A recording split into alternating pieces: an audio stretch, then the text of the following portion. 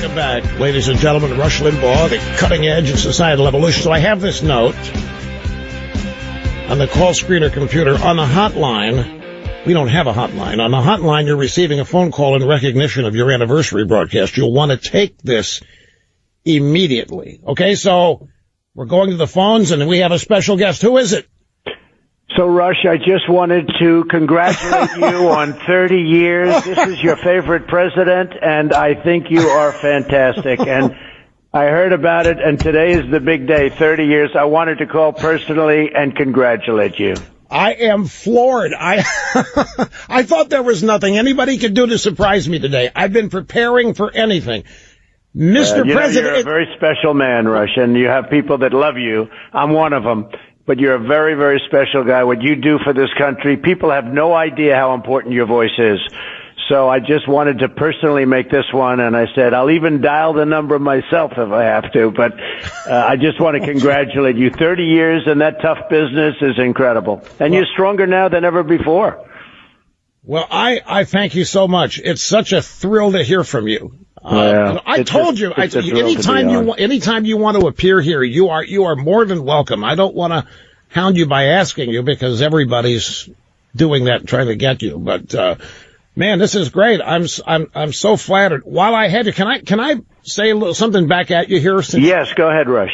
Go ahead. Are you aware? I have to think you are when you go to your rallies. Are you aware of what you mean to everybody who voted for you, and I think a bunch who didn't, who want to the next time around? People have invested their hopes and their futures in this country being made great again and saved in you. And are you when you're alone, which you may not ever be, but when you're alone in the White House, do you think about that? Do you ponder what you've come to mean to people? Well, I love these people, and you probably saw last night I was in Florida, and we had 9,000 seats in the auditorium. That was packed, and we had thousands outside and in these rooms all over the place. And I guess they had at least 18,000 people that couldn't get in last night, and which I hate. So we actually were starting to put up big screens. I must tell you, it's such an honor to me to see this. There's a love. I don't know if you were able to see it last night, but any of them, I mean, there's such tremendous love. I'm going to Ohio on Saturday, and tomorrow I'm going to Pennsylvania, and it's the same thing. It's like the enthusiasm. And part of it is that they've really been mistreated by so many years by the politicians. The country's been mistreated. The trade deals are so bad.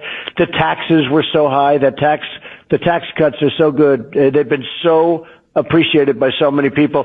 The cut in regulations maybe is just as important as the tax cuts because businesses are hiring like they've never hired before. And, we have more interesting set. We have more people working in the United States today than at any time in our history. And it's been so many different things are happening. So there's a tremendous amount of love in the room, and I am aware of it. There's no question about it. Mr. President, it was just a little over a year and a half ago where your predecessor said that what is happening now couldn't happen again, that those days were gone, that those jobs that were lost were not coming back. I mean, he would tell audiences this. And look at what you've done.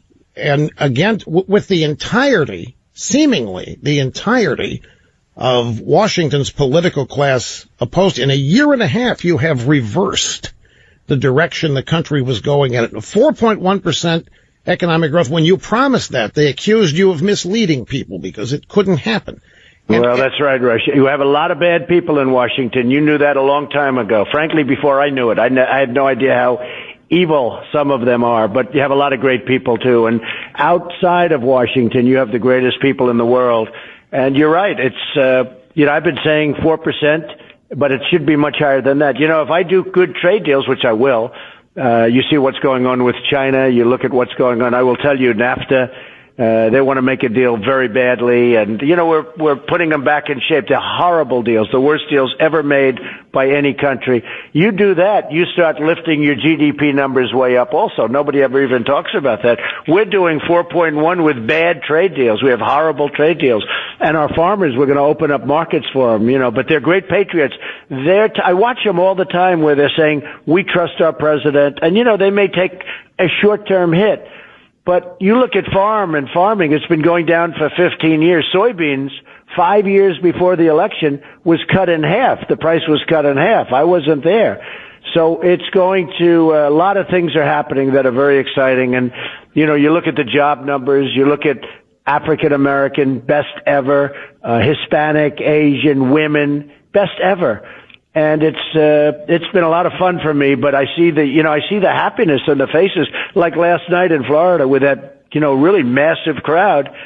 You see the happiness and the love, and nobody left. It's like nobody turns off your show. It's like you can't. Nobody leaves. I'll speak for an hour and 10 minutes, hour and 20 minutes.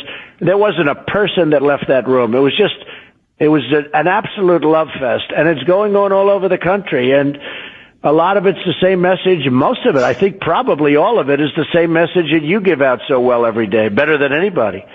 Well, but your key, I do understand it. I understand the bond that those people attending your rallies have with you and you with them. I've seen it. I know why it exists. And you are consistent.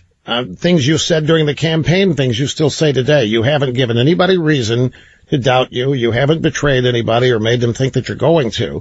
An example. Here you are, suggesting that you'd be willing to talk about shutting down the government if that's what it took to get this wall built. Now, the traditional Republican, no, don't say that. There you are. I'd be glad to do it if that's what it takes. Yeah. If people don't understand, your voters positive, but rally to you. Two things. Look, we had Obamacare repealed and replaced, and a man, I won't mention his name, but a man at 2:00 in the morning went thumbs down, and he campaigned for years on repeal and replace. And we had the chance. Nobody even spoke to him about it because it was, something that was unthinkable what he did. And because of that, but still, I've just about ended Obamacare. We have great health care. We have a lot of great things happening right now. New programs are coming out. We got rid of the individual mandate. But that was very disappointing to me that night. And he did it because of me probably. But that was very disappointing. That was a horrible thing he did to our country. And frankly, it cost $1 trillion because we would have saved $1 trillion on top of which we would have had good health care. But we're doing it a different way. We have to go a different route. But he cost us $1 trillion. And the other thing is the wall. We've started it. It's like pulling teeth, though. Getting these guys to get it done is, and you have no idea how tough I've been. And I say, hey, if you have a shutdown, you have a shutdown. Now, the shutdown can also take place after the election. I happen to think it's a great political thing because people want border security. It's not just the wall, Rush, as you know. It's border security. It's getting rid of catch and release, where you catch somebody, he can be a criminal of the highest order, and you have to release him. You catch him, you take his name, and you release him. And then you have the visa lottery. It's a lottery system where you pick people out of a lottery. Well, the countries aren't giving us their best people. They're giving us people that they don't want. So we're taking people out of a lottery that the country doesn't want. We're getting some beauties. And then you have, so many other things. We have to change the laws. We have the worst laws. How about chain migration? One person comes in and you end up with 32 people. The person that ran down 18 people on the West Side Highway, he's allowed to have, and I think 8 died, he has 22 members of his family in the United States because of chain migration. So we have to change this stuff, Rick. And we'll get it done, but we have to change it. Russia, if we don't change it, it will be, it'll just go down, down, down. And it will get done. One way or the other, it's getting done. I'd be willing to do it. And you could do it before the election or after the election. Well, speaking of before as a campaign issue, I saw a couple consultants say, don't need to mention their names, they're Washington, D.C. professionals. Right. They said that you need to drop this immigration stuff, Mr. President. You're cruising for defeat. If you base the midterms on it, you need to pivot back onto the economy, start telling people what a great economy that we have, because that's the only way the Republicans can have a chance of holding the House in the midterms. What do you think about that advice? Well, I've heard them. I'm, probably different people than you, but I've seen a lot of people saying, oh, don't do it before the election. You'll upset the apple cart. And, because we're doing so well economically, we should do well. And, the polls are okay. It's very interesting. My polls are great. But the question is it transferable? Now, it certainly was with Florida because you saw Ron DeSantis, who's gotten a tremendous, many points.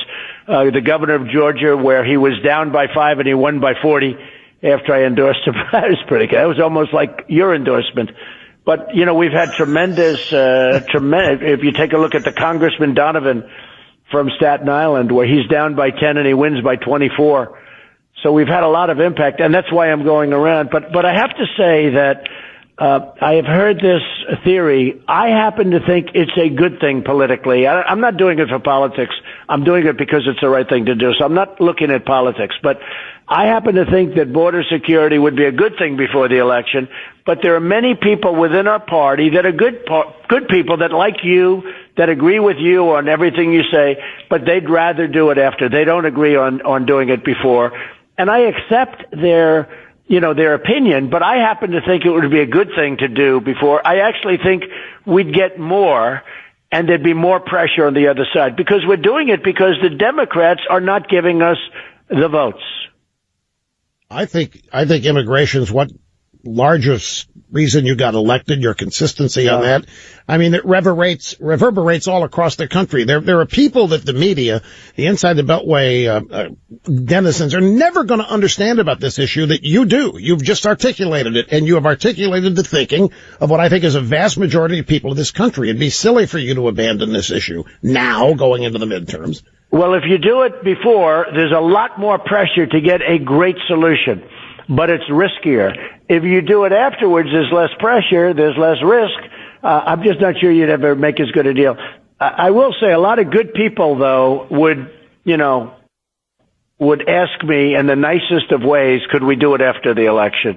So, and they've been good to me. I've had a lot of good support within the Republican Party, and you saw the poll numbers in the Republican Party. They like me, so I have to keep them a little bit happy. But whether it's before or after, but I actually think it's a great campaign issue. I think it would be great before. But I don't want to disappoint a lot of very good people that are working with me. And, Rush, I have to tell you, I've got some, really good support within the Republican Party, too.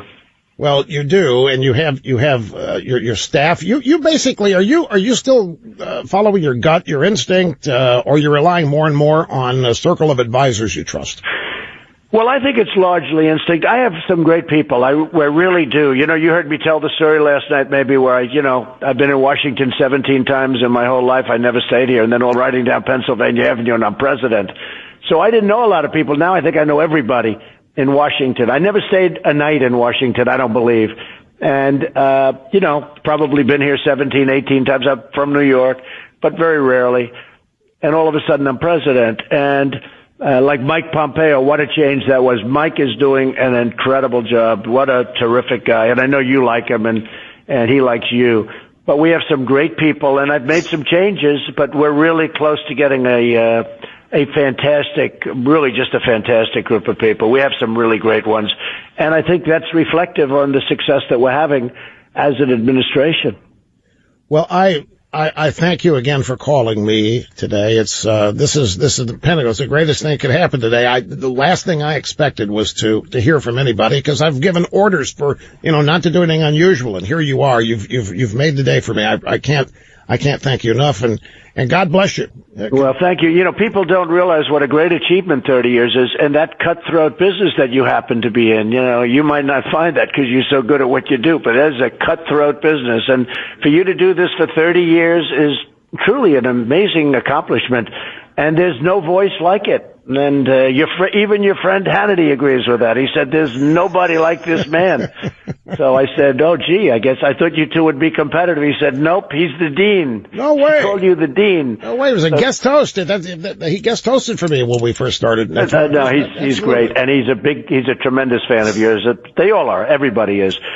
So I just want to congratulate you. 30 years of, and just do it for another 30 years. After that, you can take it easy, okay? I will do that.